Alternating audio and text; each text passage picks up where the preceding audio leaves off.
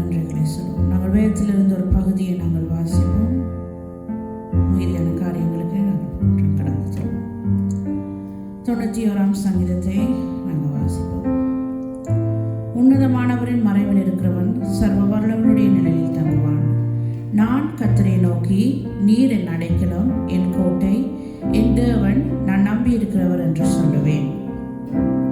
அவர் உன்னை வேடனுடைய கண்ணுக்கும் பாழாக்கும் கொள்ளை நோக்கியும் தப்புவிப்பார். அவர் தமது சிறகுகளினாலே உன்னை மூடுவார். அவர் செட்டுகளின் கீழே அடைக்கலம் புகுவாய். அவருடைய சத்தியம் உனக்கு பரிசையும் கேடகமும் ஆகும்.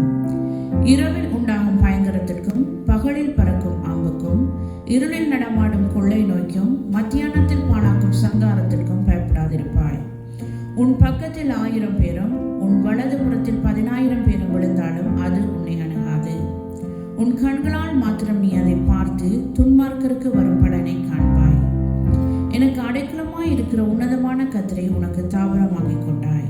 ஆகையால் பொல்லாப்பு உனக்கு நேரிடாது, வாதை உன் கூடாரத்தை அணுகாது. உன் வழிகளெல்லாம் உன்னை காக்கும்படி உனக்காக தம்முடைய தூதர்களுக்கு கட்டளையிடுவார். உன் பாதம் கல்லில் இடராதபடிக்கு அவர்கள் உன்னை தங்கள் கைகளில் ஏந்தி கொண்டு போவார்கள். சிங்கத்தின் மேலும் விரியன் பாம்பின் மேலும் நீ நடந்து பால சிங்கத்தையும் வள சர்ப்பத்தையும் மிதித்து போடுவாய். அவன் என்னிடத்தில் வாஞ்சையாய் இருக்கிறபடியால் அவனை விடுவிப்பேன். என் நாமத்தை அவன் அறிந்திருக்கிறபடியால் அவனை உயர்ந்த அடைக்கலத்திலே வைப்பேன். அவன் என்னை நோக்கி கூப்பிடுவான், நான் அவனுக்கு மறு உத்தரவு அருளச் செய்வேன். ஆபத்தில் நானே அவனோடு இருந்து அவனை தப்புவித்து அவனை கனப்படுத்துவேன்.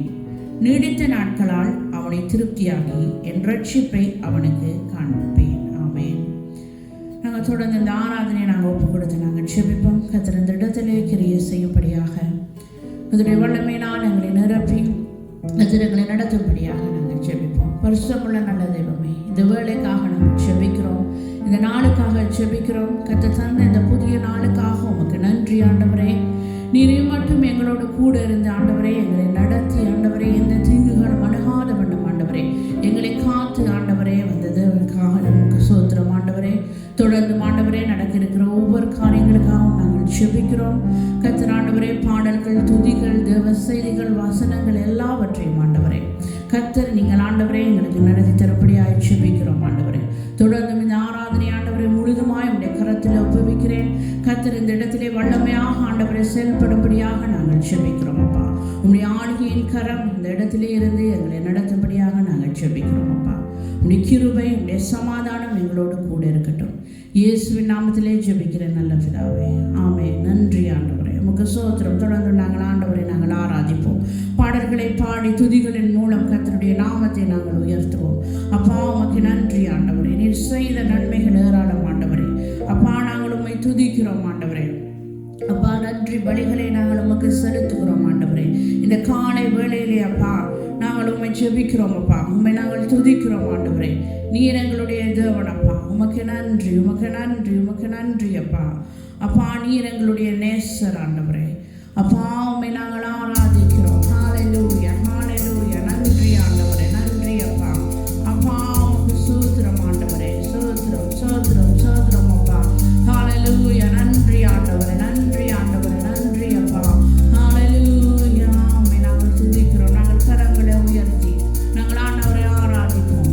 அதிகாலை திருமுகம் தேடி அர்ப்பணித்தேன் என்னையே என்ற பாடலை நாங்கள் பாடி நாங்கள் ஆண்டவரை ஆராதிப்போம். நன்றி அப்பா.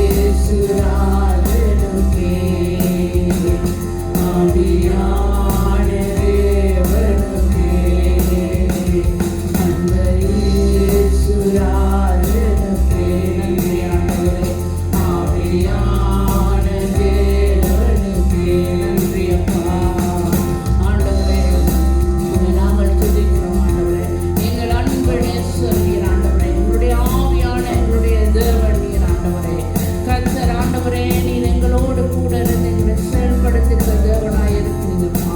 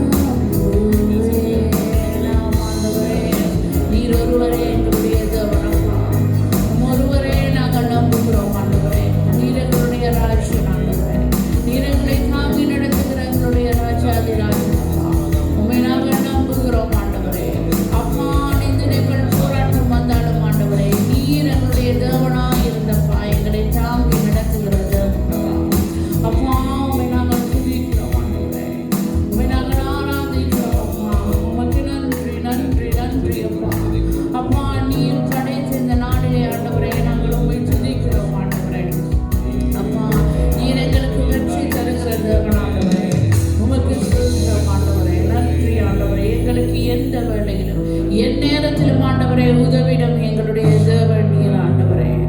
அப்பா உமக்கு சூத்திரம் சூத்திரம், நன்றி நன்றி நன்றி நன்றி ஆண்டவரே. பிதாவே உமக்கு நன்றி அப்பா. எங்களை மீட்டுக் கொண்டவரே உம்மை நாங்கள் துதிக்கிறோம். எங்களை காண்கிறவரே உம்மை நாங்கள் துதிக்கிறோம் ஆண்டவரே. நன்றி நன்றி ஆண்டவரே. ஹalleluya ஹalleluya ஹalleluya. நன்றி ஆண்டவரே. பிதாவே உமக்கு ஸ்தோத்திரம் ஆண்டவரே. நன்றி அப்பா. ஹalleluya. நன்றி ஆண்டவரே. ஸ்தோத்திரம் ஸ்தோத்திரம் அப்பா. நன்றி ஆண்டவரே. ஆமென். ஹalleluya. ஆமென்.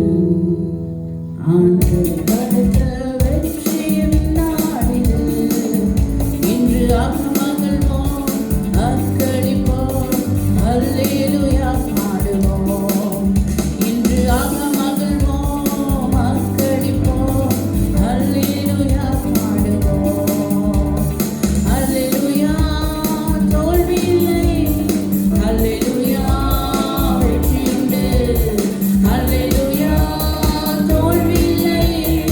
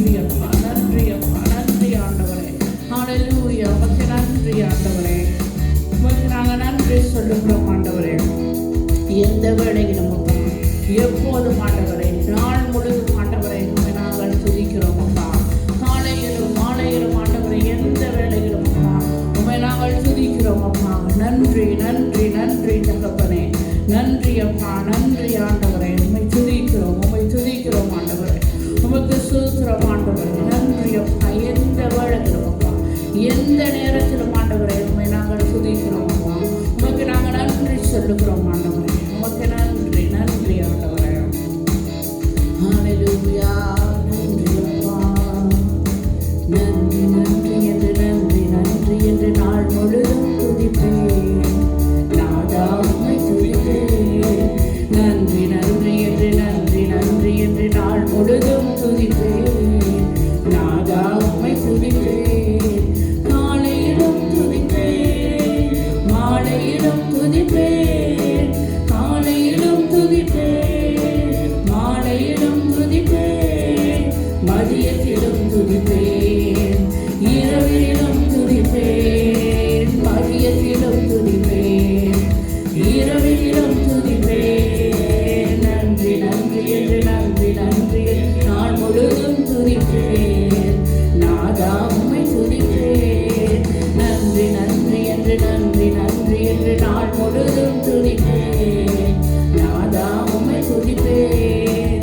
உண்ணும் போதும் துதிப்பேன், உறங்கும் போதும் துதிப்பேன். உண்ணும் போதும் துதிப்பேன், உறங்கும் போதும் துதிப்பேன். அமரும் போதும் துதிப்பேன், நடக்கும் போதும் துதிப்பேன். அமரும் போதும் துதிப்பேன், நடக்கும் போதும் துதிப்பேன். நன்றி நன்றி என்று நன்றி நன்றி என்று நாள் முழுதும் துதிப்பேன். நாதா உம்மை துதிப்பேன். நன்றி நன்றி என்று நன்றி நன்றி என்று நாள் முழுதும் துதிப்பேன். நாதா உம்மை துதிப்பேன். வாழ்த்தும் போதும் துதிப்பேன், தாழ்த்தும் போதும் துதிப்பேன். வாழ்த்தும் போதும் துதிப்பேன், தாழ்த்தும் போதும் துதிப்பேன். நெருக்கத்திலே துதிப்பேன், பிறர் வெறுக்கும் போதும் துதிப்பேன். நெருக்கத்திலே துதிப்பேன், பிறர் வெறுக்கும் போதும் துதிப்பேன். நன்றி நன்றி என்று நன்றி நன்றி நாள் முழுதும் துதிப்பேன். நாதா உம்மை துதிப்பேன். நன்றி நன்றி என்று நன்றி நன்றி என்று நாள் முழுதும் துதிப்பேன். நாதா உம்மை துதிப்பேன். உண்ணும் போதும் துதிப்பேன், உறங்கும் போதும் துதிப்பேன். உண்ணும் போதும் துதிப்பேன், உறங்கும் போதும் துதிப்பேன். அமரும் போதும் துதிப்பேன், நடக்கும் போதும் துதிப்பேன். அமரும் போதும் துதிப்பேன், நடக்கும் போதும் துதிப்பேன். நன்றி நன்றி என்று நன்றி நன்றி என்று நாள் முழுதும் துதிப்பேன். நாதா உம்மை துதிப்பேன். நன்றி நன்றி என்று நன்றி நன்றி என்று நாள் முழுதும் துதிப்பேன். நாதா உம்மை துதிப்பேன். வாழ்த்தும் போதும் துதிப்பேன், தாழ்த்தும் போதும் துதிப்பேன். வாழ்த்தும் போதும் துதிப்பேன், தாழ்த்தும் போதும் துதிப்பேன். நெருக்கத்திலே துதிப்பேன், பிறர் வெறுக்கும் போதும் துதிப்பேன். நெருக்கத்திலே துதிப்பேன், பிறர் வெறுக்கும் போதும் துதிப்பேன். நன்றி நன்றி என்று நன்றி நன்றி நாள் முழுதும் துதிப்பேன். நாதா உம்மை துதிப்பேன்.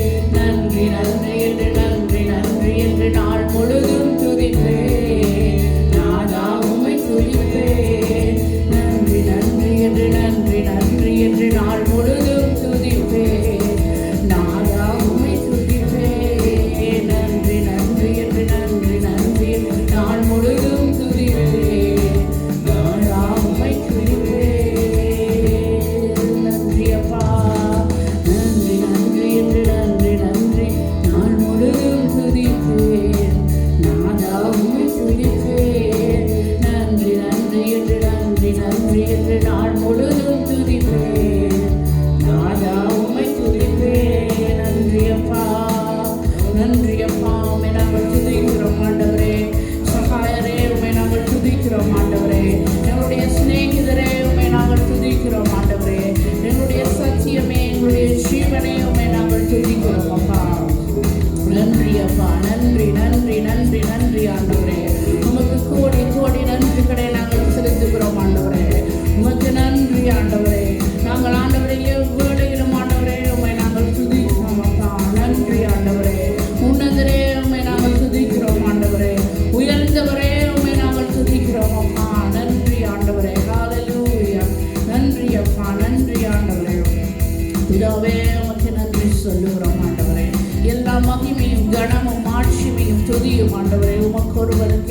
செலுத்துகிறோம் ஆண்டவரே. நீர் மகிமையுடைய எங்களுடைய கர்த்தாதி கர்த்தரப்பா, எங்களுடைய தேவாதி தேவன் ஆண்டவரே. உண்மை நாங்கள் துதிக்கிறோம். உண்மை நாங்கள் ஆராதிக்கிறோம் ஆண்டவரே. எங்களுடைய அன்பர் நேசர் ஆண்டவரே, எங்களுடைய தேவன் நீரப்பா. உண்மை நாங்கள் துதிக்கிறோம் அப்பா. நன்றி அப்பா. அப்பா உடைய விடையேற பெற்ற ஆண்டவரே, உடைய ரத்தத்தினால் ஆண்டவரே எங்களுக்கு நீர் விடுதலை கொடுத்த எங்களுடைய தேவன் ஆண்டவரே. அப்பா உமக்கு நன்றி அப்பா. எங்களுக்கு வழிகாட்டுகிற எங்களுடைய துணையாளர் நீர் ஆண்டவரே. உமக்கு நன்றி அப்பா. ஹல்லேலூயா. நன்றி ஆண்டவரே. எங்களுடைய கரங்களை உயர்த்தி எங்களுடைய முழுதுமாக நாங்கள் ஒப்பு கொடுத்து நாங்கள் அந்த பாடலை நாங்கள் பாடுவோம் அப்பா. உமக்கு நன்றி ஆண்டவரே. மகிமை ஆண்டவரே உமக்கு ஒருவருக்கு தான் நாங்கள் செலுத்துகிறோம் அப்பா. துதியும் புகழும் சோசரம் ஆண்டவரை தூயவர் உமக்கு ஒருவருக்கே நாங்கள் செலுத்துகிறோம் அப்பா. நன்றி ஆண்டவரே.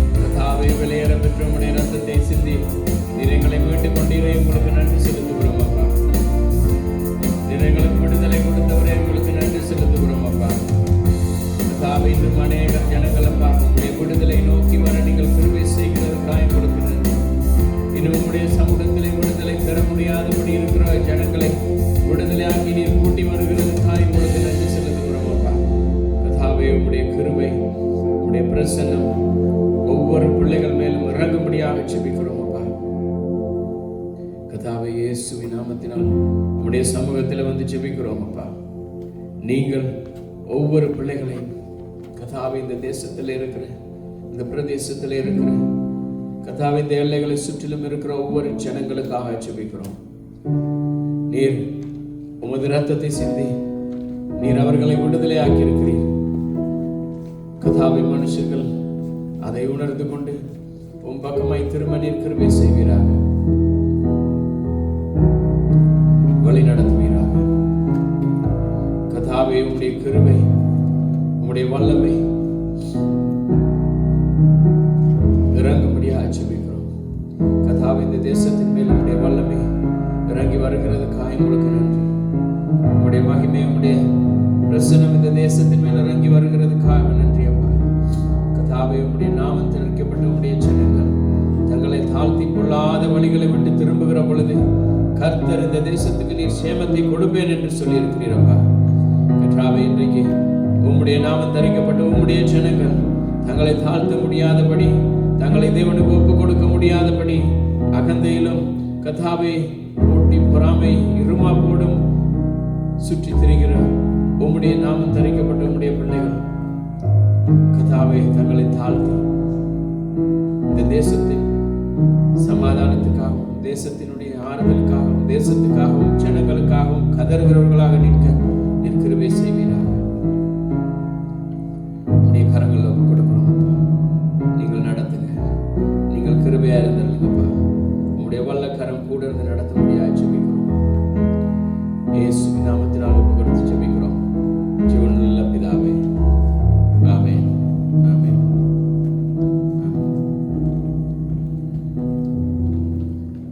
ஹல்லேலூயா.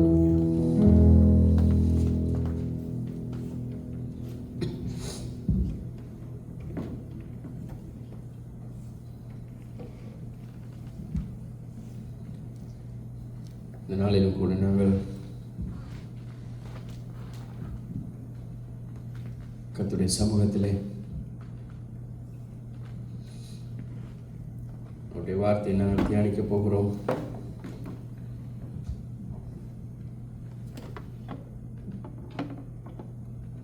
இன்றைக்கு கர்த்தர் எங்களுக்கு அவருடைய வல்லமையை கொடுத்திருக்கிறார், அவருடைய அதிகாரத்தை எங்களுக்கு கொடுத்திருக்கிறார்.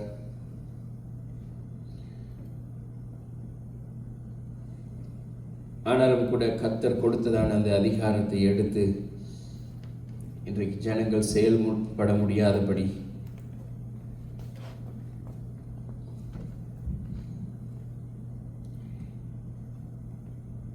இன்றைக்கு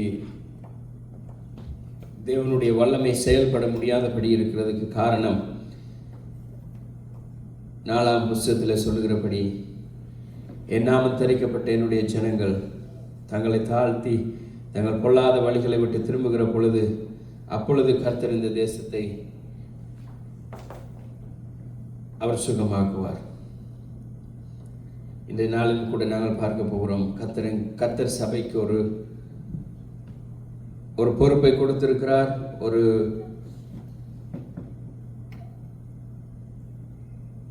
ஒரு கட்டளையை கொடுத்திருக்கிறார், ஒரு ஆணையை கொடுத்திருக்கிறார், அதை நிறைவேற்றும்படியாக. ஆனால் இன்றைக்கு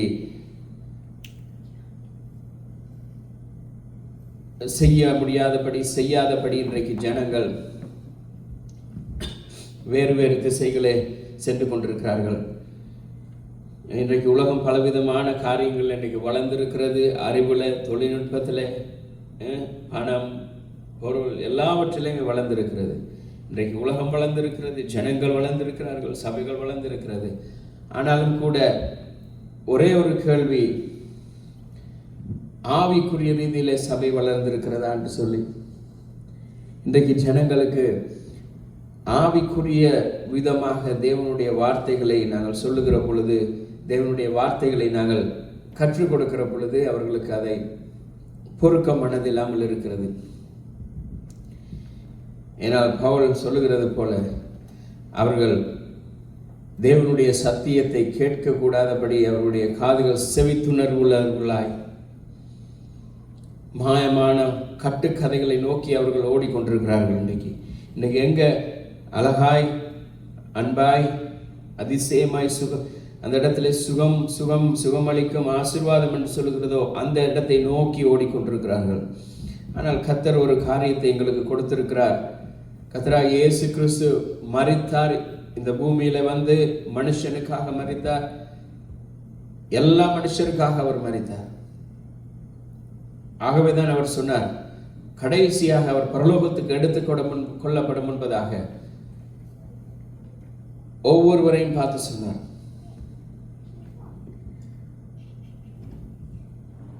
நீங்கள் புறப்பட்டு போய் சகல ஜாதிகளையும் சீஷராக்குங்கள் என்று சொல்லி. இன்றைக்கு அவருடைய கட்டளையை நாங்கள் மறந்து இன்றைக்கு சுவிசேஷம், தேவனுடைய வார்த்தை வெளியிலே போகிறதை விட இன்றைக்கு இந்த சுவிசேஷத்தை கேட்கறதுக்கு தேவனுடைய பிள்ளைகளே ஒவ்வொரு ஞாயிற்றுக்கிழமையும் தேவனுடைய சுவிசேஷத்தை வெளிநாடுகளிலிருந்து வருகிற, இலங்கை இந்திய தேசங்களிலிருந்து வருகிற ஊழியக்காரர்கள், சுவிசேஷர்கள், தீர்க்கதரிசி எல்லாரிடத்திலையும் அவர்களே சுவிசேஷத்தை கேட்டு கேட்டு கேட்டு கேட்டு கேட்டு இன்றைக்கு வெளியில சுவிசேஷம் போக முடியாமல் இருக்கிறது. இன்றைய காலத்தில் பெரிய பிரச்சனை, வெளியில பாவமான பாவத்தில் வாழ்கிற ஜனங்கள் வெளியில இருக்கிறது பெரிய ஒரு விஷயம் அல்ல. ஆனால் இன்றைக்கு சபைக்கு தேவன் கொடுத்ததான அந்த நோக்கத்தை, அந்த திட்டத்தை சபை மறந்து போயிருக்கிறது. கர்த்தர் என்ன சொன்னார்? இந்த தேசத்துல நீங்கள் போய் ஒரே இடத்துல கூடி இருக்காதீங்க, போய் தேவனுடைய வார்த்தையை, தேவனுடைய சத்தியத்தை எல்லாருக்கும் சொல்லுங்க. இன்றைக்கு எல்லாருக்கும் விருப்பம் ஒன்றா ஒரே இடத்துல கூடி கூடி இருக்கிறது. இன்றைக்கு பார்த்தா 10 சபை இருக்குன்னு சொன்னா அதே இடத்துல இன்னொரு சபையை உருவாக்குறது எல்லாருக்கும் விருப்பம். ஆனால் எங்க இல்லையோ அங்க போறதுக்கு ஒருவருக்கும் மனம் வராது. அப்படி வந்தாலுமே அதை ஏற்றுக்கொள்கிறதுக்கு அனைவருக்கு இன்றைக்கு மனமும் வராது. சுவிசேஷத்தினுடைய அக்கினி இல்லை, இந்த ஆத்மாவுடைய பாரம் இல்லை, ஜெபத்துல கண்ணீர்ல ஜனங்களுக்காக திறப்பிலே நிற்கத்தக்கதா ஒருவனை தேடினேன், ஒருவனையும் காணேன் என்று தேவன் சொல்கிறார். இப்படிப்பட்ட ஒரு சூழ்நிலையில இன்றைக்கு ஜனங்கள் ஏதோ ஓடிக்கொண்டிருக்கிறார்கள். எல்லாம் இருக்கிறது, பெரிய கூட்டம் இருக்கு, சபை இருக்கிறது, கட்டிடம் இருக்கிறது, நவீன இயந்திரங்கள், இசைக்கருவிகள் எல்லாமே இருக்கிறது. ஆனால் தேவனுடைய திட்டம் நிறைவேறாதபடி இருக்கிறது. இன்றைய நாளில் நாங்கள் பார்க்க போகிறோம் மத்தேயு 28வது அதிகாரம் 18வது வசனத்தில் இருந்து 20வது வசனம் வரைக்கும். Matthew chapter 28 verse 18 to 20. மத்தேயு 28வது அதிகாரம் 18வது வசனத்தில் இருந்து 20வது வசனம் வரைக்கும். ஆகையால் அப்பொழுது இயேசு சமீபத்தில் வந்து அவர்களை நோக்கி, வானத்திலும் பூமியிலும் சகல அதிகாரமும் எனக்கு கொடுக்கப்பட்டிருக்கிறது. ஆகையால் நீங்கள் புறப்பட்டு போய் சகல ஜாதிகளையும் சீஷராக்கி பிதா, குமாரன், பரிசுத்த ஆவியின் நாமத்தினாலே அவர்களுக்கு ஞானஸ்தானம் கொடுத்து, நான் உங்களுக்கு கட்டளையிட்ட யாவையும் அவர்கள் கை கொள்ளும்படிக்கு அவர்களுக்கு உபதேசம் பண்ணுங்கள். இதோ உலகத்தின் முடிவு பரியந்தம் சகல நாட்களிலும் நான் உங்களுடனே கூட இருக்கிறேன் என்றார். ஆமென். கர்த்தராகிய இயேசு கிறிஸ்து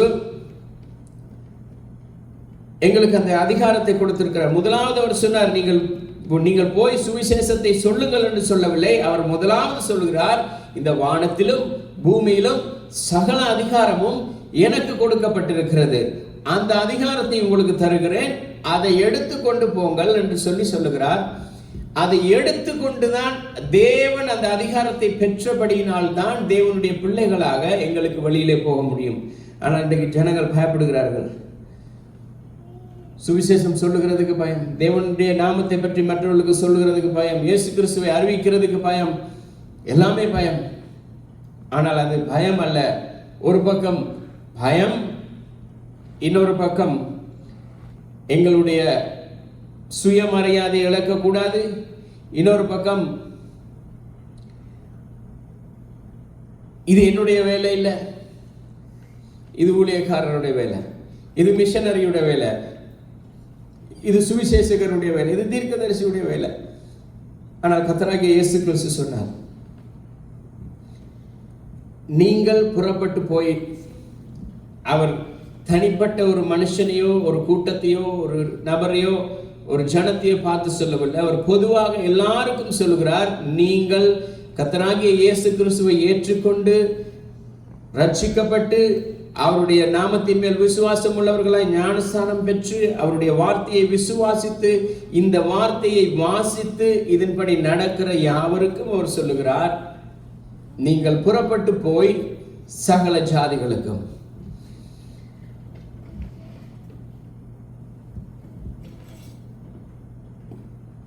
எங்களுடைய அன்பானது இழந்து போகிற ஆத்துமாக்கள் மேல் இருக்க வேண்டும். Love for the last.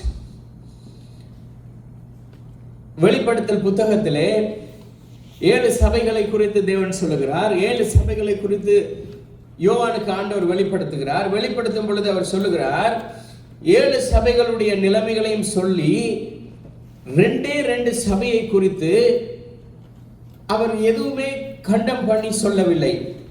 2 சபை, 7 சபைகள்ல 2 சபை. ஏன்னா அந்த சபையில அந்த ஆத்ம பாரம் இருந்தது. சிமெர்னா சபையும் பிலதெல்பியா சபையும். இந்த 2 சபையை பார்த்து அவர் கண்டம் பண்ணவில்லை. அவர்களுடைய செய்கைகளை குறித்து அவர் பாராட்டி சொல்லுகிறார், இன்னும் எழும்பி பிரகாசிக்கணும். அவர் சொல்றார், இன்னும் எழும்பணும் சொல்றார். நீங்க செய்யறதுக்கு நல்ல வேலை செய்யறீங்க, நல்ல காரியத்தை செய்யறீங்க, சுவிசேஷம் சொல்லுகிறீங்க, ஆனா இதை இன்னுமாய் தொடர்ந்து செய்யுங்கள் என்று உற்சாகப்படுத்துகிறார்.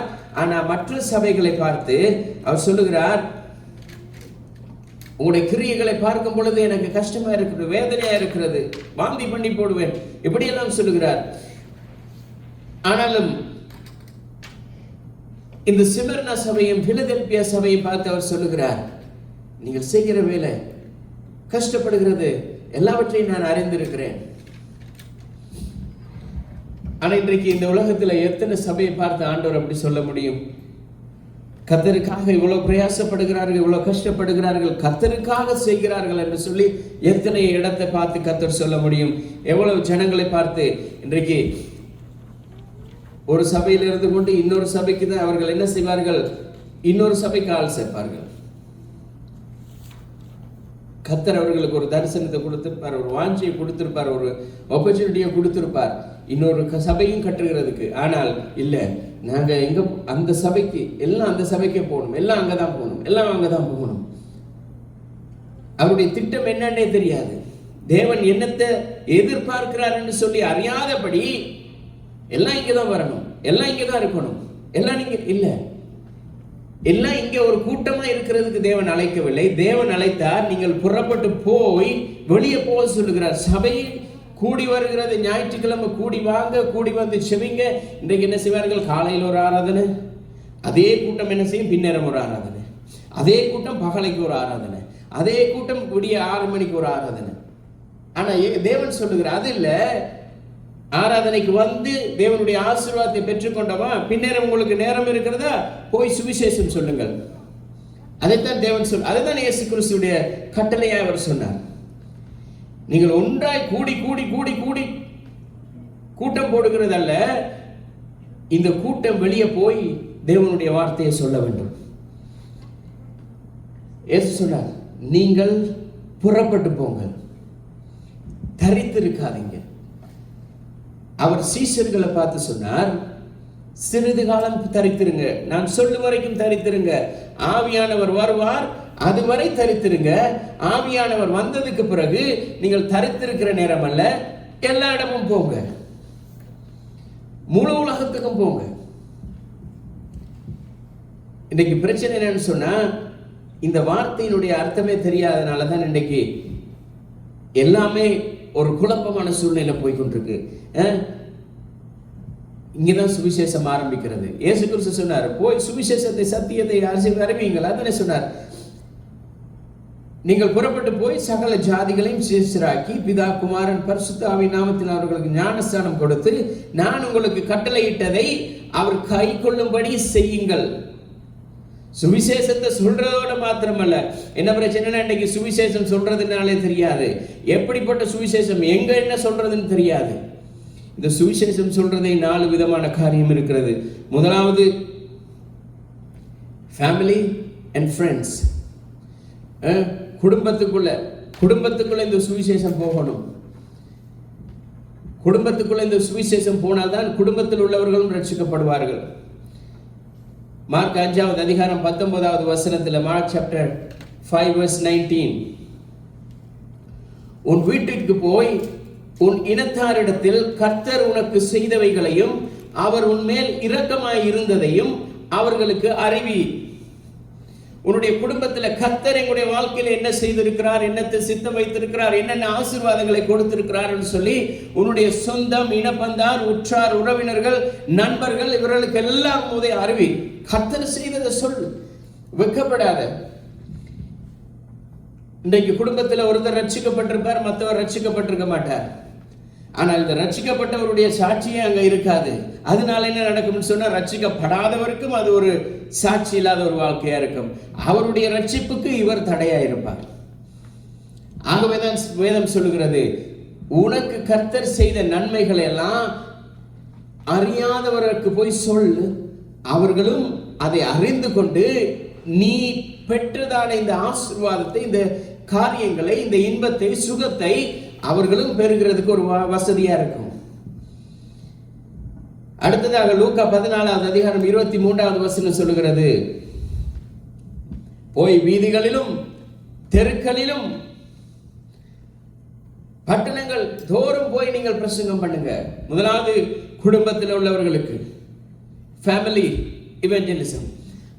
அடுத்ததாக நெய்பரிங் இவெஞ்சலிசம், அதாவது உன்னை சுற்றிலும் இருக்கிற, இந்த தேசத்தை சுற்றிலும் இருக்கிறவர்களுக்கு போய் சுவிசேஷம் சொல்லுங்க.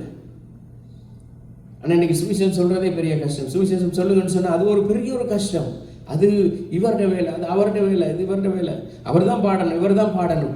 எல்லாத்துக்குமே மற்றவர்களை கை நீட்டி இன்னைக்கு மனுஷர்கள் என்ன செஞ்சிட்டாங்க, அவருடைய காலத்தை ஓட்டிட்டாங்க.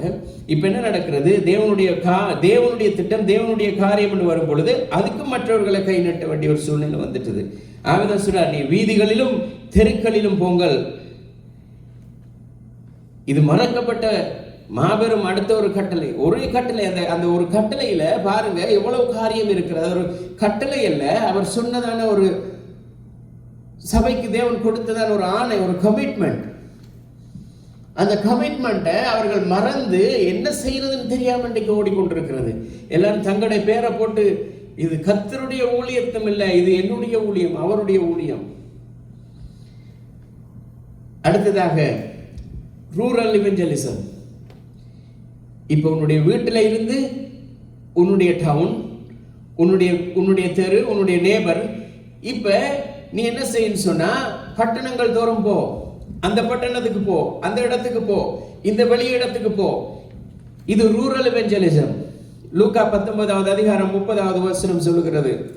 Luke chapter 19 verse 30.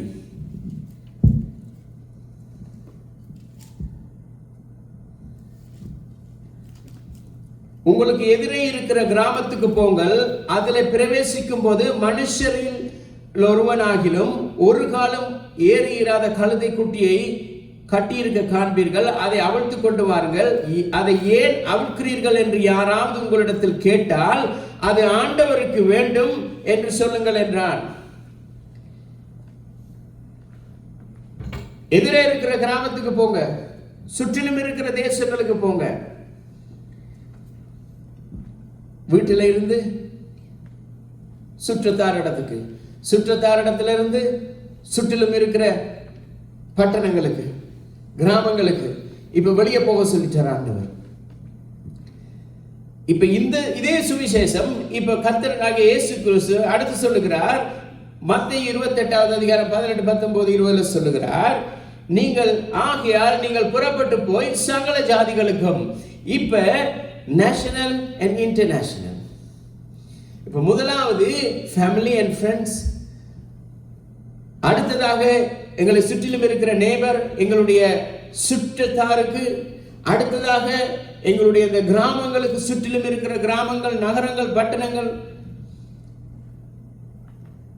அடுத்ததாக சொல்றார், முழு இந்த தேசத்துக்கும் போங்க, முழு நாட்டுக்கும், இந்த முழு நாட்டையும் சுத்தி வாங்க, முழு உலகத்தையும் சுத்தி வாங்க. அது யாரா இருக்கலாம், சகல ஜாதிகளுக்கும், அவர்களுக்கு இவர்களுக்குன்னு சொல்லி அல்ல. ஆனால் இன்னைக்கு என்ன எதிர்பார்ப்புனா, அவர்கள் வரட்டும், அவர் வருவார்கள். சிலர் சொல்லுவார், எப்படி தெரியுமா, சிலருடைய நோக்கமே இப்படிதான் இருக்கும், அவர்கள் வந்தா வரட்டும் பாஸ்டர், இல்லாட்டி விட்டுருங்க. சொல்லிட்டோம் வரேன்னா வரட்டும். இல்ல, என்னத்தை சொன்னோம், வந்தா வரட்டும் இல்லாட்டி இருக்கட்டும். ஆண்டவர் அப்படி சொல்லல. நீங்க சொல்லுங்க, அவர்கள் வந்தா வரட்டும். அவர் சொன்னார், நீங்கள் போய் சொல்லி நான் உங்களுக்கு கற்பித்தவைகளை அவர்கள் கடைபிடிக்கும்படி செய்யுங்கள் என்றார். அது இந்த அதிகாரத்தை தேவன் எங்களுக்கு கொடுக்கும் முன்பதாக அவர் ஒரு காரியத்தை சொல்லுகிறார். எல்லா அதிகாரம் 18வது வசனத்தில் சொல்லுகிறார், எல்லா அதிகாரமும் தேவனுக்கு கொடுக்கப்பட்டிருக்கிறது. கர்த்தராகிய இயேசு கிறிஸ்துவிடத்தில் அந்த அதிகாரம் இருக்கிறது. அந்த அதிகாரத்தை பெற்றுக்கொண்டு அந்த அதிகாரத்தை கையில வாங்கினாதான் எங்கள் இந்த சுவிசேஷத்தை சொல்ல முடியும். அந்த அதிகாரம் இல்லாதபடியினாலதான் இன்றைக்கு பிரச்சனையே இருக்கிறது. 28:18 வானத்திலும் பூமியிலும் சகல அதிகாரமும் எனக்கு கொடுக்கப்பட்டிருக்கிறது. ஏனென்று சொன்னால், இந்த பூமியிலே நாங்கள் வாழ்ந்து கொண்டிருக்கிறது இது எங்களுக்கு சொந்தமானதல்ல. இது சாத்தான் இன்னமும் ஆளுகை செய்து கொண்டிருக்கிறான். அவனுடைய ஆளுகை இன்னும் இருக்கிறது. அவனுடைய வாள் ஆடிக்கொண்டுதான் இருக்கிறது. ஏன்னா அவருடைய தலையை நசுக்கி விட்டார். கர்த்தராகிய இயேசு கிறிஸ்து சாத்தானுடைய தலையை சிலுவையிலே நசுக்கி விட்டார். ஆனா அவனுடைய அந்த வாள் ஆடிக்கொண்டிருக்கிறது. அவனுடைய அந்த ஆட்டம் கொஞ்சம் இருக்கிறது. பாவம் இருக்கிறது. ஜனங்கள் பாவத்தில் வாழ்ந்து கொண்டிருக்கிறார்கள். இருள் இன்னும் இருக்கிறது, அங்கங்க இருக்கிறது. அவர் ஒளியை வீசுகிறார், ஆனால் அந்த ஒளி போக முடியாதபடி சில அந்தகாரங்கள் இருக்கிறது. ஆகவேதான் இயேசு சொன்னார், இவைகள் எல்லாவற்றையும் மேற்கொள்ளுகிறதுக்கு அந்த அதிகாரம் எனக்கு கொடுக்கப்பட்டிருக்கிறது. அந்த அதிகாரத்தை எடுத்துக்கொண்டு போய் இந்த சுவிசேஷத்தை சொல்லுங்கள். எனக்கு கொடுத்திருக்கிற கர்த்தராகிய இயேசு கிறிஸ்து மரணத்தை ஜெயித்து பெற்றுக்கொண்ட இந்த வல்லமை எடுத்துக்கொண்டு போய் சுவிசேஷத்தை மற்றவர்களுக்கு சொல்லுங்க. அவருடைய நாமத்தை இல்லாமல் வேற எந்த ஒரு நாமத்துக்கும் இந்த பூமியில அதிகாரம் இல்லை. இந்த இந்த உலகத்தினுடைய இருள் ஆதிக்கங்கள், சாத்தானுடைய எல்லா காரியங்கள், அந்தகார வல்லமைகள், பாவங்கள் எல்லாவற்றுக்கும் மேலாக கர்த்தராகிய இயேசு கிறிஸ்து ஜெயம் பெற்ற அதிகாரமுடையவராயிருக்கிறார். பிலிப்பியர் 2வது அதிகாரம் 9வது வசனத்திலிருந்து 11வது வசனம் வரைக்கும், Philippians chapter 2 verse 9 to 11 சொல்கிறது, எல்லா நாமங்களும் அவருடைய நாமத்துக்கு முன்பதாக எல்லா முழங்கால்களும் முடங்கும். இந்த பூமியில் உள்ள எல்லா முழங்கால்களும் அவருடைய நாமத்துக்கு முன்பதாக முடங்கும்.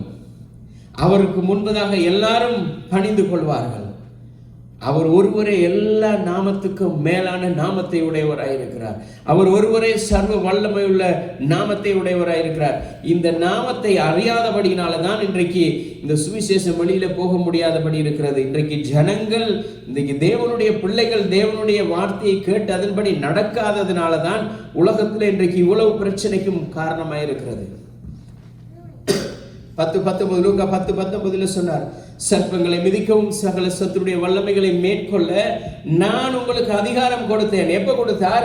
அவர் சொன்னார், மத்தேயு 28வது அதிகாரம் 18வது வசனத்தில் சொல்லுகிறார், நான் உலகத்தை ஜெயித்தேன், அந்த அதிகாரத்தை உங்களுக்கு தருகிறேன், நீங்கள் போய் சுவிசேஷத்தை சொல்லுங்கள், ஒன்றும் உங்களை சேதப்படுத்தாது. உங்களுக்கு எதிராக ஒரு காரியம் வருமோ, ஒரு மனுஷன் வருகிறானோ, ஒரு சம்பவங்கள் நடக்கிறதா, எதை குறிச்சும் கவலைப்படாதீங்க, நான் உங்களுக்கு கூட இருக்கிறேன், ஒன்றும் உங்களை சேதப்படுத்தாது.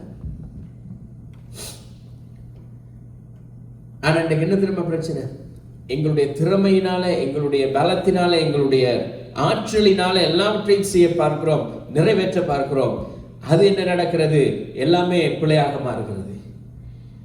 எங்களுடைய படிப்பு, எங்களுடைய பணம், எங்களுக்கு இருக்கிற திறமைகள், இதனால் ஒன்றுமே செய்ய முடியாது.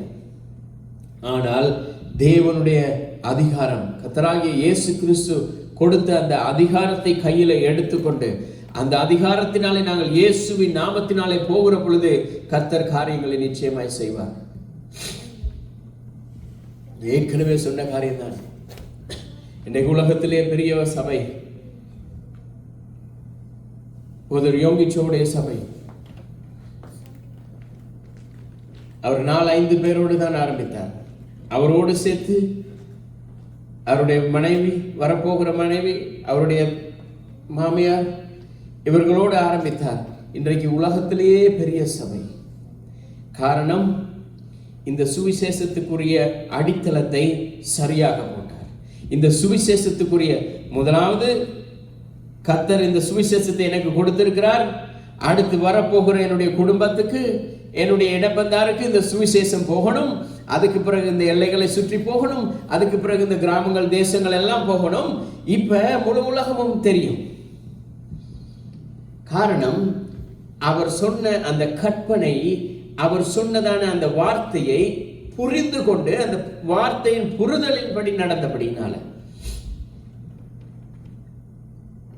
அவர் சொல்லுகிறார். முதலாவது அதிகாரம், தேவன் அந்த அதிகாரத்தை எங்களுக்கு அவரிடத்தில் இருக்கிற அதிகாரத்தை எங்களுக்கு கொடுத்து சொல்லுகிறார், நீங்கள் புறப்பட்டு போங்கள். தேவன் எப்பொழுதுமே கூடி ஒரே இடத்துல கூடி சும்மா இருக்கிறவர்களை அவர் தேவன் அழைக்க மாட்டார். அவர் நகருகிற மனுஷர்களை, தேவன் சொல்லுகிற பொழுது, கூப்பிடுகிற பொழுது, போன்னு சொல்லுகிற பொழுது போகிற மனிதர்களை, வான்னு சொல்லுகிற பொழுது வருகிற மனுஷர்களை, நில் என்று சொல்லுகிற நிற்கிற மனுஷர்களை தேவன் அழைக்கிறார். எந்த நேரமும் ஐயோ கால் வலிக்குது, நடக்க முடியாது, போக முடியும், இவர்களை தேவன் அழைக்க மாட்டார். அவர் தேவன் சொல்லும் பொழுது போன்னு சொன்னால் போ, வான்னு சொன்னால் வருகிறவர்களை தேவன் அழைக்கிறார். ஆபிரகாமை பார்த்து சொன்னார், 12வது அதிகாரம் 1வது வசனத்திலே, ஆதியாகமத்திலே அவர் சொன்னார், நீ உன் தேசத்தையும் உன் ஜனத்தையும் உன்னுடைய சொந்த எல்லா காரியத்தையும் விட்டுட்டு நான் காண்பிக்கிற இடத்துக்கு போன்னு சொன்னார். ஆபிரகாம் கீழ்ப்படிந்தான். ஆபிரகாம் கீழ்ப்படிந்து போனான். கர்த்தர் அவனை கொண்டு பெரிய ஜாதியை உருவாக்கினார். முதலாவது தேவன் சொல்லுகிறதை அவன் கேட்கிறான், கேட்டு அதன்படி நடக்கிறான். இன்றைக்கு தேவன் சொன்ன கட்டளையை மனுஷர்கள் மறந்துட்டாங்க. அதை கேட்கிறதுக்கு செவிகள் கேட்க முடியாதபடி செவித்திணர் உள்ளவர்களாக இருக்கிறார்கள். மோசேயை தேவன் அழைக்கிறார். அவன் நினைச்ச அந்த பாலைவனத்திலேயே நாளை கழிச்சிடலாம் சொல்லி, ஆனா இல்ல, 3வது அதிகாரம் 10வது வசனம் யாத்திராம் சொன்னா, இல்ல, நான் உன்னை அனுப்புகிறேன், நீ போ. இந்த 40 லட்சம் ஜனங்களையும் அவர்களுடைய பிள்ளைகள் இந்த 40 வருஷம் இன்னும் எத்தனை சந்ததி உண்டாயிருக்கும், இவ்வளவு பேரை கூட்டிக் கொண்டு போகிறதுக்கு நான் உன்னை அனுப்புகிறேன், நீ போ சொன்னார் ஆண்டவர்.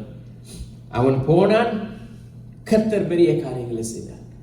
வனாந்தரத்தில் அவர்களுக்கு சாப்பாடு கொடுத்தார், வனாந்தரத்தில் அவர்களுக்கு தண்ணீர் கொடுத்தார், வனாந்தரத்தில் அவர்களுக்கு இறைச்சி கொடுத்தார், வனாந்தரத்தில் அவர்கள் போட்டிருந்ததான பாதரட்சியை கூட தேயவில்லைன்னு சொல்லி வேதம் சொல்லுகிறது.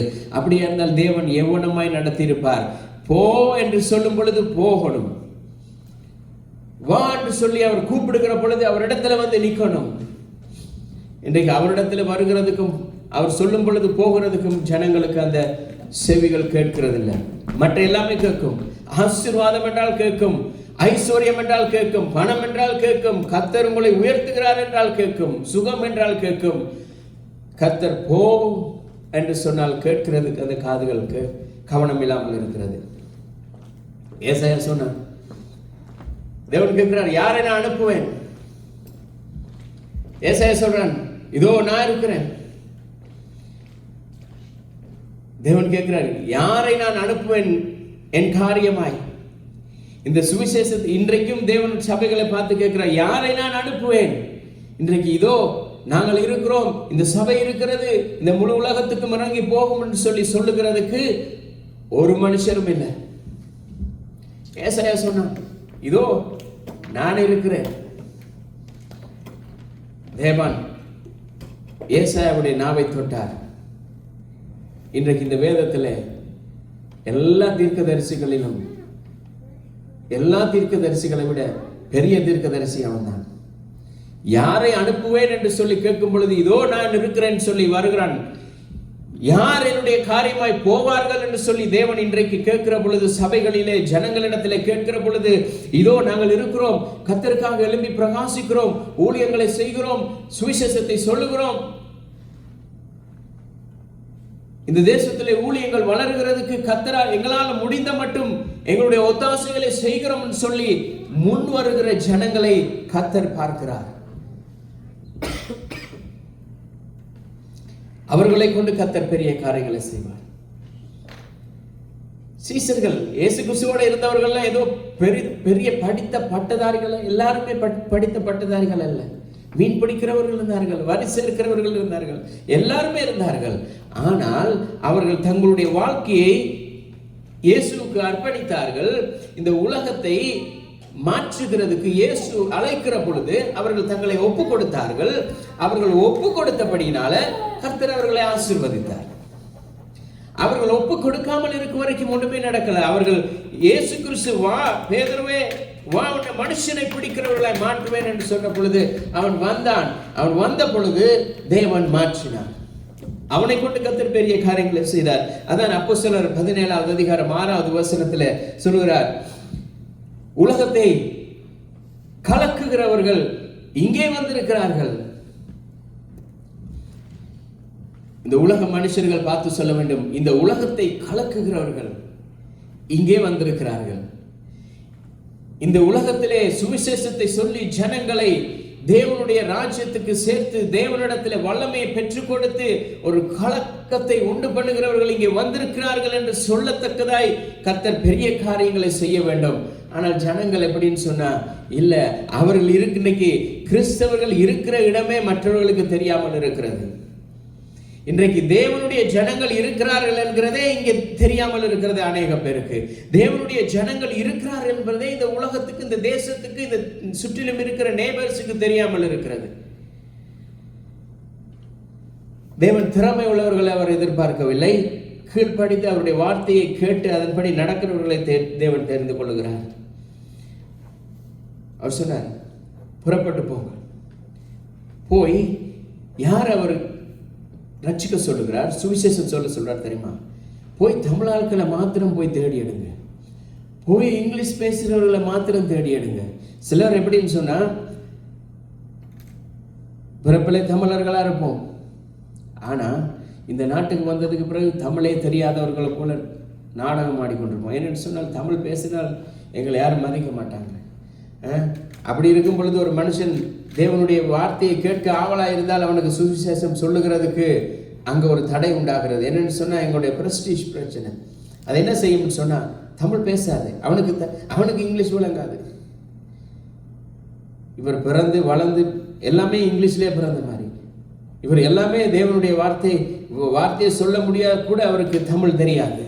ஆனா அங்க ஒரு மனுஷன் தேவையோட இருப்பான். ஆனா இவருக்கு நல்லா தெரியும், இங்கிலீஷ் தெரியும். ஆனால் அந்த இடத்துல ஆங்கிலம் மாத்திரம் தெரிஞ்ச ஒருத்தன் இருப்பான். ஆனா அவனுக்கு சுவிசேஷம் சொல்லுகிறதுக்கு மனம் வராது. ஏன் தெரியுமா? நான் எப்படி போய் அவனுக்கு சொல்றது? அவன் வேற ஒரு சாதி, நான் எப்படி அவனுக்கு நான் சொல்லுகிறது? இது என்னுடைய வேலை இல்லை. இதுக்கு வேற ஒருத்தர் இருக்கிறார், அவர் பாஸ்டர் பார்த்துக் கொள்வார், அவர் பார்த்துக் கொள்வார், இவர் பார்த்துக் கொள்வார். எல்லாவற்றுக்கும் காரணம் சொல்லி சொல்லி பின்தயங்குறோம். தேவன் யோனாவை அழைத்தார். எதுக்காக? தர்சிசுக்கு போகிறதுக்கு இல்லை. தேவன் நினிவே மக்கள் மேல் ஒரு கரிசனையா இருந்தார். நினிவே மேல் ஒரு இரக்கம் வைத்திருந்தார். நினிவே ஜனங்களை குறித்து ஒரு பாரம் வைத்திருந்தார். யோனாவிடத்துல சொல்றார், நீ நினிவேக்கு போ. அவன் தர்சிசுக்கு போனான். தர்சிசுக்கு போகிறது என்னுடைய காரியம் அல்ல. தேவன் சொல்லுகிறார், நீ நினிவேக்கு போகிறது தான் என்னுடைய காரியமாய் இருக்கிறார். ஏனால் தேவனுடைய இருதயமும் யோனாவனுடைய இருதயமும் வேறு வேறாய் இருந்தது, வேறுபட்டிருந்தது. ஏன்னா தேவனுக்கு விருப்பம் அந்த நினிவே பட்டணத்தில் உள்ள ஜனங்கள் ரட்சிக்கப்படணும். யோனாவுக்கு விருப்பம் தர்சிசுக்கு போகணும். இன்றைக்கு அநேகருக்கு விருப்பம் டொரண்டோல இருக்கணும், பிரம்டன்ல இருக்கணும், பெரிய பெரிய சிட்டியில இருக்கணும். ஆனால் கிராமங்கள் தோறும், பட்டணங்கள் தோறும், வேறு வேறு ஏரியாவுக்கு போய் தேவனுடைய வார்த்தையை சொல்லுகிறதுக்கு விருப்பம் இல்லை. ஏனென்று சொன்னால் டொரண்டோல இருந்தால் தான் எல்லாரும் மதிப்பார்கள், பிரம்டன்ல இருந்தால் தான் எல்லாரும் மதிப்பார்கள். ஆனாலும் அந்த மதிப்புக்காகவும் மரியாதைக்காகவும் தான் இருக்கிறார்களே தவிர தேவனுடைய வார்த்தை போகணும், தேவனுடைய சத்தியம் முழு உலகமும் பிரசங்கிக்கப்பட வேண்டும் என்கிற அந்த எண்ணம் வருகிறதில்லை. தேவன் இன மத வேதங்களை பார்க்கவில்லை, என்ன மொழி பேசுகிறோம்ங்கிற தேவையில்லை. அவருக்கு தேவையானது அன்பு மாத்திரம்தான். மற்ற மனுஷர்களை குறித்ததான அன்பு இருந்தாலே போதும். அதைத்தான் தேவன் எதிர்பார்க்கிறார். அதைத்தான் ஏசாயா சொன்னார், ஆண்டவரே நான் இருக்கிறேன், என்ன அனுப்பும். இயேசு சொன்னார், நீங்கள் போய் சகல ஜாதிகளையும், ஏன் சகல ஜாதிகளையும் அவர் சிஷ்யராக்க சொல்றார் தெரியுமா? தேவன் தம்முடைய ஒரே பேரான குமாரனை யோவான் 3:14 சொல்றார், தேவன் தம்முடைய ஒரே பேரான குமாரனை விசுவாசிக்கிறவன் எவனோ அவன் கெட்டு போகாமல் நித்திய ஜீவனை அடையும்படிக்காய் அவரை தந்தருளி இவ்வளவாய் இந்த உலகத்தின் மேல அவர் ஒரு கூட்டத்தின் மேல் அல்ல, இந்த உலகத்தில் அவர் அன்பு கூர்ந்தார். உலகத்தில் இருக்கிற எல்லா ஜாதி, எல்லா இனம், எல்லா மதம், யாரா இருக்கலாம், அவர்கள் எல்லார் மேலும் கர்த்தராகிய இயேசு கிறிஸ்து அன்பாயிருந்தார். அந்த அன்பின் நிமித்தமாக தான் சொல்லுகிறார், சபைக்கு கொடுத்து ஒரு ஆணையை கொடுத்திருக்கிறார், நீங்கள் புறப்பட்டு போய் சகல ஜாதிகளையும், சபைக்கு அது யாரா இருக்கலாம், ஆங்கிலம் பேசுறவர்களா இருக்கலாம், தமிழா இருக்கலாம், ஹிந்தியா இருக்கலாம், மலையாளம், எந்த பாஷையா இருந்தாலும் பரவாயில்ல, நீங்கள் பேசுகிற ஜனங்கள் எல்லாருக்கும் கர்த்தராகிய இயேசு கிறிஸ்துவை பற்றி சொல்லுங்க.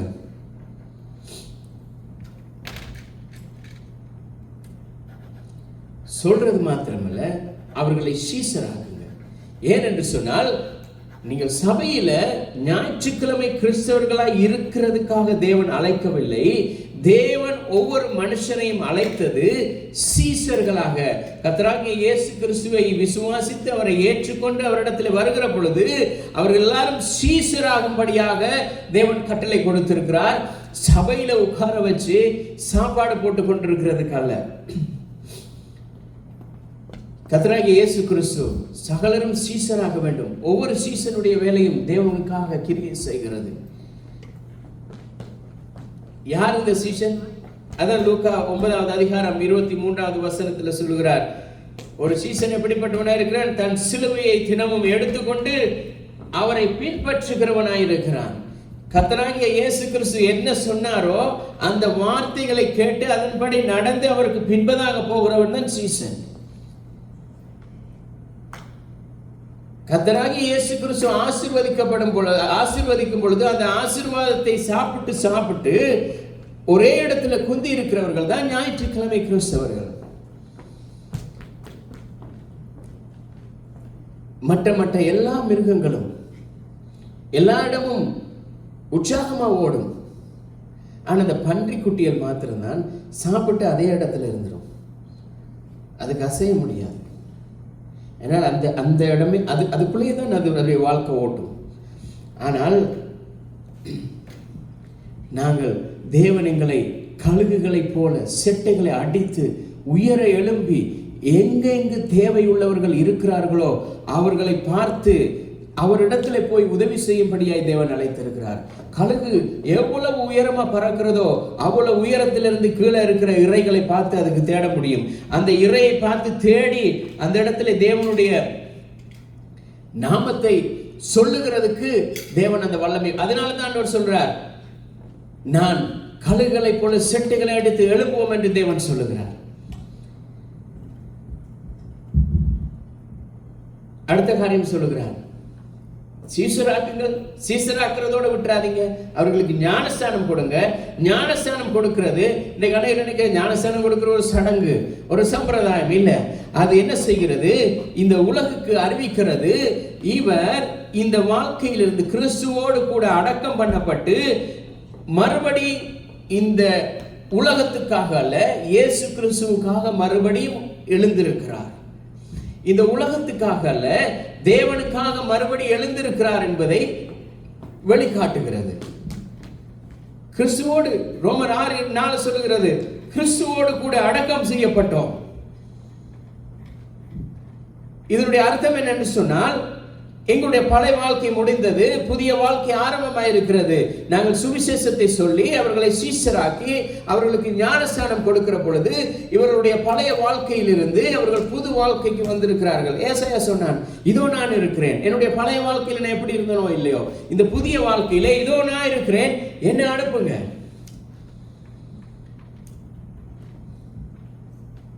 ஒரு மனுஷனுக்குள்ள எழுப்புதல் தேசத்துல வராது, எழுப்புதல் தேசத்திலேயும் வேற எங்கேயுமே வராது. எழுப்புதல் தனி மனுஷனுக்குள்ள முதலாவது வரும். இந்த மனுஷனுக்குள்ள அந்த எழுப்புதல் வரும் பொழுது அவன் மறைந்து மறைந்து தன்னுடைய இந்த இடத்துல ஒரு கிறிஸ்தவர்கள் இருக்கிறார்களே என்று கூட தெரியாதபடி வாழ்கிறது எழுப்புதல் அல்ல. எழுப்புதல் என்று சொல்லும் பொழுது இந்த இடத்துல அந்த இடத்துல ஒரு கிறிஸ்தவர் இருக்கிறார், ஒரு குடும்பம் இருக்கிறது, தேவனுடைய பிள்ளை இருக்கிறார் என்று சொல்லி சொல்லுகிறது தான் எழுப்புதல். அது வெளிப்படையாக சாட்சியாக நிற்கும். அடுத்து சொல்லுகிறார், ஞானஸ்தானம் கொடுங்க. ஞானஸ்தானத்தை கொடுக்கிறது மாத்திரமல்ல, இன்னொரு காரணம் சொல்றார், அவர்கள் கை கொள்ளும்படி போதியுங்கள் என்றார். போதிக்கிறது மாத்திரமல்ல, தேவனுடைய வார்த்தையை போதித்து அப்படியே சாப்பாடை கொடுத்து கொடுத்து உட்கார வைக்கிறதல்ல, அந்த வார்த்தைகளை அவர்கள் கை கொள்ளும்படி அதன்படி நடந்து தேவனுடைய வார்த்தையை மற்ற எல்லா இடத்துக்கும் கொண்டு செல்லுகிறதுக்கு, தேவனுடைய வார்த்தையை பிரசங்கிக்கிறதுக்கு அவர்களுக்கு கற்றுக் கொடுங்கள். இன்றைக்கு கற்றுக் கொடுக்கும் பொழுது இன்றைக்கு அனைவருக்கு கேட்கிறதுக்கு செவிகள் வராது. தேவனுடைய வார்த்தையை கேட்டு அதன்படி நடந்து இந்த சத்தியத்தை கேட்டு அதன்படி நடங்கன்னு சொன்னா ஒருத்தருக்குமே வராது, மனம் வராது, விடாது. எங்களுடைய மனம் இருமாப்புள்ளதா இருக்கிறது. சுவிசேஷத்தை சொல்லுங்க, தேவனுடைய வார்த்தையை சொல்லுங்க, தேவனுடைய வார்த்தையை மற்றவர்களுக்கு அறிவிங்கன்னு சொன்னா அது போல ஒரு கஷ்டம் வேற எதுவுமே இல்லை. இன்றைக்கு தேவனுடைய வார்த்தையை சத்தியத்தை சொல்லுங்கள், சத்தியத்தை அறிவிங்க, கர்த்தருக்காக செயல்படுங்க, கர்த்தருக்காக உண்மையா வாழுங்க, பாடுங்க, துதிங்கன்னு சொன்னா இந்த சபையில என்ன இன்னொரு சபை இருக்கிறது, இந்த பாஸ்டர்ல என்ன இன்னொரு பாஸ்டர் இருக்கிறார். ஆனால் வேதம் சொல்லுகிறது, கர்த்தருடைய வார்த்தையின்படி கேட்டு அந்த வார்த்தைக்கு கீழ்ப்படிந்து அந்த இடத்துல நிற்க முடியாதவர்கள் அவர்கள் காற்றில் அலை கொண்டு போகிறதான பதரை போல இருக்கிறாங்க. அவர்கள் கை கொள்ளும்படி யாக்கோபு சொல்லுகிறான், 1 அதிகாரம் 22வது வசனத்துல, வசனத்தை கேட்பவர்களாய் மாத்திரமல்லாமல் அந்த வார்த்தையின்படி செய்கிறவர்களாயும் இருக்க கவனமாயிருங்கள். அதுதான் சொல்லுகிறான் யாக்கோபு சொல்கிறான், வசனத்தை கேட்கிறவர்களாய் மாத்திரமல்ல அதன்படி செய்கிறவர்களாயும். சுவிசேஷத்தை கேட்டு ஒருத்தர் ஆசீர்வாதத்தை உங்களுக்கு கொடுத்துட்டார், அந்த ஆசீர்வாதத்தை வாங்கி பொக்கெட்லையும் வீட்டிலையும் வச்சு கொள்ளாமல் அதன்படி உங்களுக்கு ஒருத்தர் எப்படி சொன்னாரோ செய்தாரோ அதை மாதிரி நீங்கள் மற்றவர்களுக்கும் போய் சொல்லுங்கள், செய்யுங்கள் என்றுதான் தேவன் அழைக்கிறார். பலர் வேத அறிவாளிகளா இருக்கிறாங்க, வேதத்தை கரைச்சு குடிச்சிருப்பாங்க.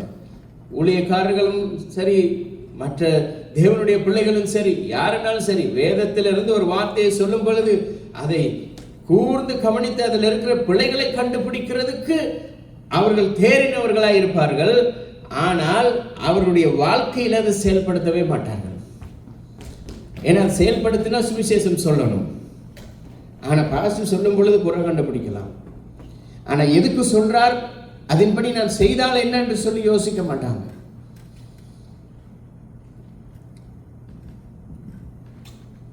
இந்த வசனமானது காதுகள்ல மாத்திரமல்ல இருதயத்திலும் செயல்பட வேண்டும்.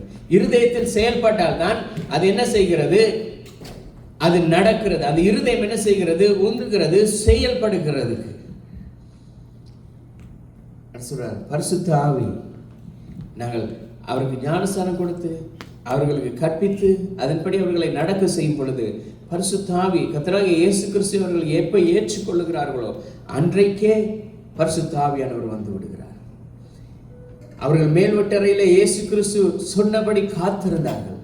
பரிசுத்த ஆவியானவர் ஊற்றப்பட்டார். ஊற்றப்பட்ட பொழுது அவர்கள் செயல்பட்டார்கள். பரிசுத்த ஆவி 1 அதிகாரம் 8வது வசனம், பரிசுத்த ஆவி உங்களிடத்தில் வரும் பொழுது நீங்கள் பலனடைந்து, பரிசுத்த ஆவி உங்களிடத்தில் வருகிற பொழுது பலனடைவீர்கள், அந்த அதிகாரத்தை பெற்றுக்கொள்வீர்கள். பெற்றுக்கொண்டு நீங்கள் முழு உலகத்துக்கும் போவீங்க. அதான் சொல்றார், அந்த அதிகாரம், அந்த வல்லமை தான் பெந்தைகோஸ்து நாளிலே, போன வாரம் எல்லா முழு உலகமும் முழு சபைகளும் பெந்தைகோஸ்து நாளை கொண்டாடினது. ஏன்னா அது பெந்தைக்கோஸ்து நாள். ஆனால் அந்த பெந்தைக்கோஸ்து நாள் அன்று என்ன நடந்தது? 120 பேர், தேவன் கர்த்தராகிய இயேசு கிறிஸ்து 12 பேரை கூப்பிட்டார். அந்த 12 பேர் 10 பேரை கூட்டி வந்திருக்கிறான். இப்ப 120 பேரா இருக்கிறாங்க. இப்ப அந்த வீட்டுல 120 பேர் கூடியிருந்து தேவனுடைய வார்த்தையில் சொல்லப்பட்ட வார்த்தையின்படி கேட்டு காத்திருந்தார்கள், அதை நடப்பிக்கும்படியாக. இப்ப இந்த 120 பேர் மேல ஊற்றப்பட்ட ஆவியானவர் இப்ப 3000 பேரை ரட்சிக்கப்பட செய்கிறார். இப்ப 3000 பேர், 120 பேர் தரித்திருந்தார்கள் தேவனுடைய வார்த்தையை கேட்டு நடக்கிறதுக்கு. அந்த 120 பேர் மூலமாய் 3000 பேர் ரட்சிக்கப்பட்டார்கள் ஒரே நாளிலே. இன்றைக்கு தேவன் கேட்கிறார், ஒவ்வொரு மனுஷரை பார்த்து கேட்கிறார், யார் புறப்பட்டு போவார்கள், யார் சொல்வார்கள், யார் செய்வார்கள், யார் என் காரியமாய் போவார்கள்? எசேக்கியேல் 22வது அதிகாரம் 30வது வசனத்திலே ஆண்டவர் கேட்கிறார், தேசத்தில் இந்த இடைவெளியை நிரப்புகிறதுக்கு ஒருவனை தேடினேன், ஒருவனையும் காணேன். இந்த கனடா தேசத்தில் ஒவ்வொரு மாகாணத்திலும், ஒவ்வொரு மாவட்டத்திலும், ஒவ்வொரு டவுன்களிலும், ஒவ்வொரு பிரதேசங்களிலும் இருக்கிறதான சுவிசேஷ வாசல் திறந்திருக்கிறது. அந்த திறந்த வாசலை போய் அந்த சத்தியத்தை சொல்லுகிறதுக்கு, அந்த சுவரை அடைக்கிறதுக்கு ஒருவனை தேடுகிறேன், ஒருவனையும் காணேன். ஏனென்றால் எல்லாரும் ஒரே இடத்துல கூடியிருக்கிறார்கள். எல்லாரும் ஒரே இடத்துல கூடியிருந்து அங்க மட்டும்தான் கர்த்தர் கிரியை செய்கிறார், அங்க மட்டும்தான் கர்த்தர் ஆட்சி செய்கிறார், ஆளுகை செய்கிறார். மற்ற இடத்துல எப்படின்னு எல்லாரும் அங்க வாங்க. எல்லா ஜனங்களும் நேரா டொரண்டோக்கு வாங்க, எல்லா ஜனங்களும் நேரா பிரம்டனுக்கு வாங்க, எல்லா ஜனங்களும் நேரா கால்கரிக்கு வாங்க, முழு உலகத்துக்கும் போங்க. அவர் சொன்னார், நீங்கள் புறப்பட்டு போங்கள், புறப்பட்டு போய் சகல ஜாதிகளுக்கும் இந்த சுவிசேஷத்தை அறிவியுங்கள். இந்த தேவன் இன்னும் தேடிக்கொண்டிருக்கிறார். ஒரு மனுஷனை தேடுகிறார், ஒரு குடும்பத்தை தேடுகிறார், ஒரு சபையை தேடுகிறார். ஏன் தெரியுமா? அவர் பயன்படுத்தக்கூடியவர்களை தான் அவர் தேடிக்கொண்டிருக்கிறார். எல்லாரையும் அவர் தேடல. அவரை யாரால பயன்படுத்த முடியுமோ என்கிற ஒரு மனுஷனை தேவன் தேடிக்கொண்டிருக்கிறார். அவன் எவ்வளவு பலவீனவனாய் இருந்தாலும் சரி, ஆனால் தேவன் அந்த பலவீனங்களை அல்ல, அவன் செயல்படக்கூடியவனா, அவனை தொட்டு, ஏசாவுடைய நாவை தொட்டு தேவன் அவனை சுகமாக்கி போ, தீர்க்க தரிசன முறைன்னு சொன்னார். இன்னைக்கு சபைகள் எழும்பி பிரகாசித்தால் இந்த சமுதாயம் மாறும், சமுதாயம் மாறினால் இந்த தேசம் மாறும், தேசம் மாறினால் தேவனுடைய மகிமை இந்த பூமியிலே வெளிப்படும். ஆனால் இதற்கு மனுஷர்கள் இடம் விடும் பொழுது கர்த்தர் காரியங்களை செய்வார். நாங்கள் இந்த நாளிலும் கூட கர்த்தருடைய சமூகத்திலே எங்களை ஒப்புக் கொடுப்போம். கர்த்தருடைய வார்த்தையை கேட்டு அதன்படி செய்கிறவன் எவனோ அவன் தான் பாக்கியவான். கர்த்தருடைய வார்த்தையை கேட்டு அதன்படி செய்கிறவன் எவனோ அவன் தான் பாக்கியவான். கர்த்தர் எங்களுக்கு சொன்ன கட்டளை, நீங்கள் புறப்பட்டு போய் சகல ஜாதிகளை சீஷராக்கி பிதா குமாரன் பரிசுத்தாவினாலே ஞானஸ்தானம் கொடுத்து நான் உங்களுக்கு கற்றுக் கொடுத்தவைகள் அவர்கள் கை கொள்ளும்படி செய்யுங்கள் என்றார். அவனுமா இந்த காலை நேரத்தில் எங்களை ஒப்புக் கொடுப்போம். எங்களை ஒப்புக் கொடுத்து சொல்லுவோம், கர்த்தாவே, இந்த நாளிலும் கூட நீர் எங்களை அழைத்திருக்கிறீங்க, நீர் எங்களை தெரிந்து கொண்டிருக்கிறீங்கப்பா. உம்முடைய நாமத்தை நீங்கள் வருமளவும் உம்முடைய நாமத்தை தெரிவிக்கிறவர்களாய், உம்முடைய மரணத்தை தெரிவிக்கிறவர்களாய் இருக்கும்படியாக ராப்போசனத்தில் பங்கு கொள்ளும் பொழுது உம்முடைய மரணத்தை தெரிவிக்கிறோம். யாருக்கு தெரிவிக்கிறோம்? வளமையை சுத்தி இருக்கிறவர்களுக்கே தெரிவிச்சிட்டு இருக்கிறோம். இல்லை, அவர் சொன்னார், என்னுடைய மரணத்தை தெரிவிக்கிறவர்களாய் இந்த முழு உலகம் தெரிந்து கொள்ள வேண்டும். கர்த்தராகிய இயேசு கிறிஸ்து மரித்தார், உயிர் தெழுந்தால், அவருடைய ரத்தம் சிந்தப்பட்டிருக்கிறது, அவருடைய ரத்தம் எங்களுக்குள்ளாய் பாய்கிறது. இந்த ரத்தம் இந்த முழு தேசத்துக்கும் முழு உலகத்துக்கும் ஓடிக்கொண்டிருக்கிறது என்பதை ஜனங்கள் அறிய வேண்டும். எல்லாருமே அப்படியே கர்த்தருடைய சமூகத்தில் அவருடைய பந்திக்கு நேரம் கடந்து செல்ல போகிறோம்.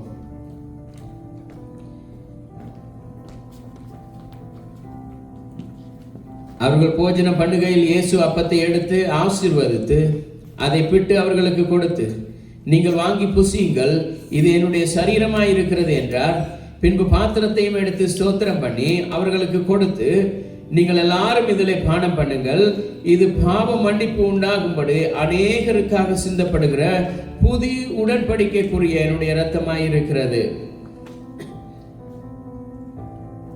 Later he took the cup of the wine and thanked God for it, and then he gave it to us, saying, drink some of the wine in the cup, all for you. இந்த இடத்துல இருக்கிற இந்த இரத்தம் எல்லாருக்குமானது. இது ஒரு குறிப்பிட்ட ஜனங்களுக்கு, சபைக்கு, கூட்டத்துக்கு மாத்திரமல்ல, முழு உலகத்துக்கும் முழு தேசத்துக்குமான அவருடைய சிந்தப்பட்ட அவருடைய இரத்தமாய் இருக்கிறது. இது எல்லாருக்கும் அநேகருக்காக சிந்தப்படுகிற புது உடன்படிக்கக்கூடிய இரத்தமாய் இருக்கிறது. இது முதல் இந்த திராட்சை ரச பழத்தை நவமானதா உங்களோட கூட என் பிதாவின் ராஜ்யத்தில் நான் பானம் பண்ணும் நாள் வரைக்கும் இதை பானம் பண்ணுவதில்லை என்று உங்களுக்கு சொல்லுகிறேன் என்றார். கர்த்தாவே, உம்முடைய நாமத்திலே வருகிறோம். நீங்கள் தாமே கர்த்தாவே எங்களுக்காக பாடுபட்டு மரித்து உயிர் தெளிந்து கர்த்தாவே இன்றும் எங்களோடு ஜீவிக்கிறீங்கப்பா. உம்முடைய மரணத்தை தெரிவிக்கிறோம். நீர் எங்களுக்காக உம்முடைய இரத்தத்தை சிந்தினீர். நீர் எங்களுக்காக உம்முடைய சரீரத்தை பிட்டு கர்த்தாவே இதை வாங்கி புசியுங்கள். கர்த்தாவே, அநேகருக்காக சிந்தப்படுகிற இந்த இரத்தத்தையும் இந்த சரீரத்தையும் குறித்து சாட்சி மற்றவர்களுக்கு அறிவிக்கிறவர்களாய் நீர் எங்களை மாற்றி இருக்கிறீங்க. கர்த்தாவே, உம்முடைய சமூகத்தில் ஒப்புக் கொடுக்கிறோம். கர்த்தாவே, இந்த அப்பத்தையும் இந்த ரசத்தையும் உம்முடைய கரங்களில் ஒப்புக் கொடுக்கிறோம். நீர் இதை உம்முடைய இரத்தமாகவும் உம்முடைய சரீரமாகவும் நாங்கள் உட்கொள்ளுகிற பொழுது கர்த்தாவே, புதிய உடன்படிக்கைக்குரிய ஆசீர்வாதங்களினாலே நீர் எங்களை ஆசீர்வதிக்கிறதுக்காய் உங்களுக்கு நன்றி.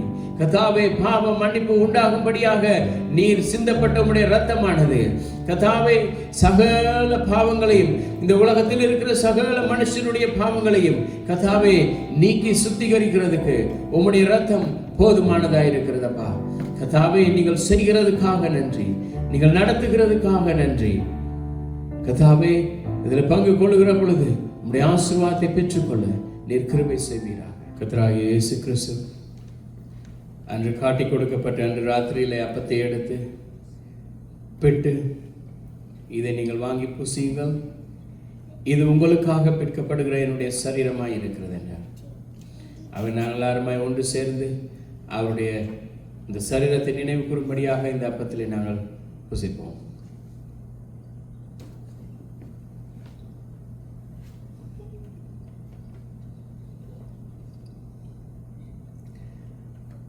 அந்தபடியே அவர் பாத்திரத்தையும் எடுத்து, இது உங்களுக்காக சிந்தப்படுகிற என்னுடைய புதிய உடன்படிக்கக்கூடிய இரத்தமாய் இருக்கிறது, என்னை நினைவு கூறும்படி இதை செய்யுங்கள் என்றார். இது எங்களுக்காக அநேகருக்காக சிந்தப்பட்ட அவருடைய இரத்தமாய் இருக்கிறது. அவருடைய மரணத்தை நினைவு கூறும்படியாக நாங்கள் எல்லாரும் இதில் ஒரு மனமாய் பங்கு கொள்வோம்.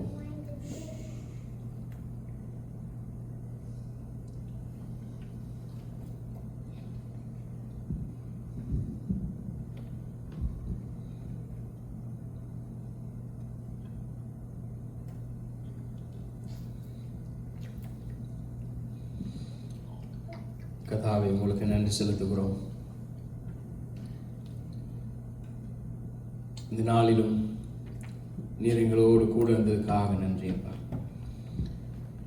நீர் நடத்துகிறதுக்காக உங்களுக்கு நன்றி. கர்த்தாவே, உம்முடைய சரீரத்திலே உம்முடைய இரத்தத்திலே பங்கு கொள்ள நீர் எங்களுக்கு கிருபை செய்திருக்கிறீங்க. அதுக்காக உங்களுக்கு நன்றி செலுத்துகிறோம் அப்பா, நன்றி செலுத்துகிறோம். சுவிசேஷ பாரம் ஒன்றே என் சுமையாக மாற வேண்டும். சுவிசேஷ பாரம் ஒன்றே என் சுமையாக மாற வேண்டும். என் தேச நாமம் சொல்ல வேண்டும். என் தேச எல்லை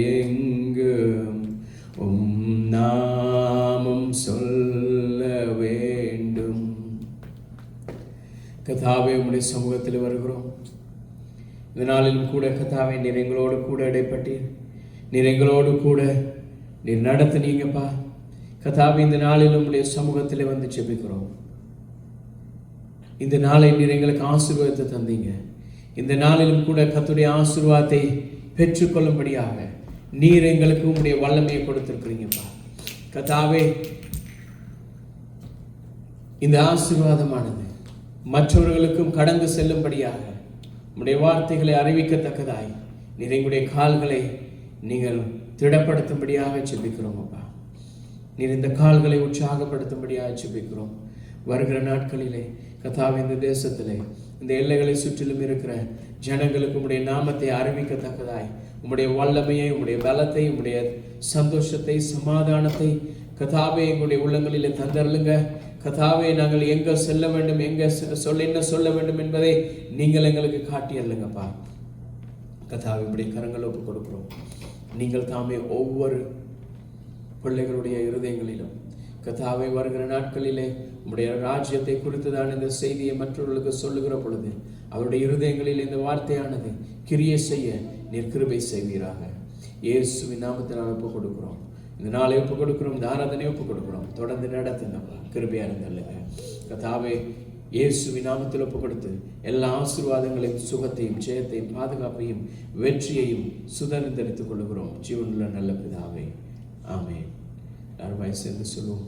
என் ஆத்துமாவே கர்த்தரையே ஸ்தோத்திரி, என் முழு உள்ளமே பரிசுத்த நாமத்தையே ஸ்தோத்திரி. என் ஆத்துமாவே கர்த்தரையே ஸ்தோத்திரி, அவர் செய்யும் சகல உபகாரங்களையும் மறவாதே. ஆமென். நம்முடைய கர்த்தராகிய இயேசு கிறிஸ்துவினுடைய கிருபையும் தேவனுடைய அன்பும் பரிசுத்த ஆவியானவருடைய அந்யோன்ய ஐக்கியமும் எங்கள் அனைவரோடும் கூட இருந்து நடத்துவதாக. ஆமென்.